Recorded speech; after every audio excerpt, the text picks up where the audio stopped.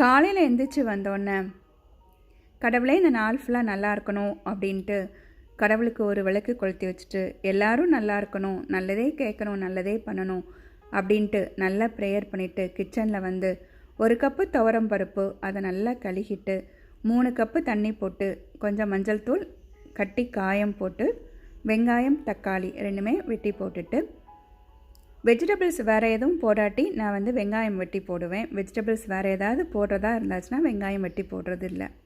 கொஞ்சமாக நல்லெண்ணெய் போட்டால் பொங்கி வராது அப்படின்னு சொல்லுவாங்க. அதனால் நல்லெண்ணெயும் கொஞ்சம் போட்டுட்டு காயில் எப்போவுமே நான் இந்த தண்ணி குடிப்பேன். ஜீரகம், பெருஞ்சீரகம், பட்டை, மல்லி அதை நல்லா கொதிக்க வச்சுட்டு இட்லிக்கும் விட்டாச்சுது. காஃபி வந்து சில நாள் வந்து மைக்ரோ ஓவனில் சூடு பண்ணிடுறது, பாலை சூடு பண்ணிவிட்டு அதில் காஃபி போடுறது, இல்லைனா இதிலே டைரெக்டாக காய்ச்சிறது. 5 விசில் வந்தோன்னே ஸ்டவ்வை ஆஃப் பண்ணியாச்சு. இதுவும் ஆஃப் ஆகிட்டுது. எப்போவுமே நான் வந்து இட்லி செக் பண்ணுறதுக்கு இந்த மாதிரி ஃபோர்க் வச்சு குத்தி தான் நான் இப்படி எடுத்து வைக்கிறது. சாம்பாருக்கு 1 ஸ்பூன் சாம்பார் பொடி, ஜீரகம் ரெண்டுமே கொஞ்சம் தண்ணியில் மிக்ஸ் பண்ணிவிட்டு பருப்பை நல்லா கடைஞ்சிட்டு அதில் இந்த சாம்பார் மிக்ஸ் பண்ணதை விடுறது. டைரெக்டாக சாம்பார் பொடி இதில் போட்டால் சில நாள் வந்து கட்டி கட்டியாட்டு இருந்துடும். மல்லி இலை, உப்பு எல்லாமே போட்டு இதை வந்து கொஞ்சம் கொதிக்க வைக்கணும்.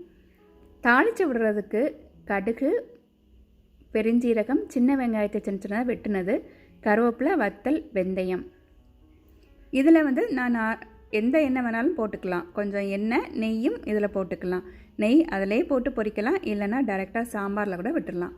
அடுத்த செட் இட்லியும் அவைய வச்சு அதுவும் ரெடி ஆகிட்டு எண்ணெய் வந்து சைட்லலாம் இந்த மாதிரி தெளிக்காமல் இருக்கிறதுக்குன்னு மூடி வைக்கிறது. மூடி வச்சு அதுவும் நல்லா ப்ரௌன் கலராட்டு பொரிஞ்சு வரணும். இதுவும் நல்லா மிக்ஸ் பண்ணி நல்லா கொதித்த உடனே நல்ல ப்ரௌன் கலராட்டு இந்த வெங்காயம் பொரிஞ்சு வந்தோடனே இதை அதில் விட்டுறது. நல்லா கடல் மண் போல் அப்படி சாஃப்டாக இருக்குல்ல இட்லி. ஏன்னா எங்கள் ஊரில் வந்து பீச் உண்டு, அதனால எனக்கு வந்து கடல் மண் போல் தெரியுது. மதுரையில் உள்ளவங்களுக்கு மல்லிகைப்பூ மாதிரி இருக்கும். எந்த இடத்துல இருக்கோமோ அதை வச்சு தான் நம்ம பொருட்களை ஒப்பிட்டு பார்ப்போம்ல.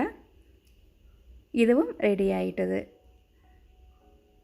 ஸ்கூல், காலேஜ் போகிற பசங்களுக்கு நம்ம இந்த மாதிரி வெட்டி வச்சுட்டு நம்ம சாம்பார் விட்டோம் அப்படின்னா அவங்க வந்து நமக்கு சீக்கிரமாட்டு சாப்பிட முடியும்.